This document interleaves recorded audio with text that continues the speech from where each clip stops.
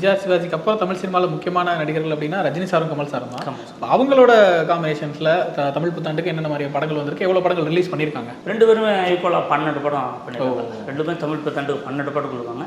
இதில் வந்து நேரடியாக களங்கண்டதுன்னு பார்த்தீங்கன்னா 1982 ரங்கா, சிம்லா ஸ்பெஷல் 2 படம் வந்தது. Okay okay. At the same time ஒரே வருஷத்தில் ஒரே வருஷம் 1982 தமிழ் புத்தாண்டு. At the same time Sivaji படம், பாக்கியராஜ் படம்லாம் வந்திருக்கு.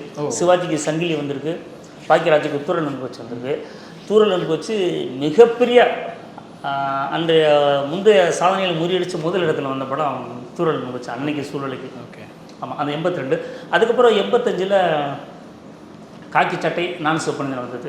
அப்போ சேம் டைம் வந்து மோகன் 2 படம், பிள்ளை நீலா, உதயகிதம் எல்லாம் அந்த டைமில் வந்த படம் தான். அந்த டைம் இவங்க வந்து 12 கொடுத்தாலும் 2 டைம் தான் நேரடியாக கலந்துருக்காரு. ரங்கா, சிம்லா ஸ்பெஷல், காக்கி சட்டை நான் சிவப்பணிகள் தான். ஓகே. ரஜினி சாருக்கு முதல் தமிழ் புத்தாண்டு படம்னாலும் ரங்கா தான். கமல் சாருக்கு முதல் தமிழ் புத்தாண்டு படம்னா 75 தேன் சிந்து தேவானம்.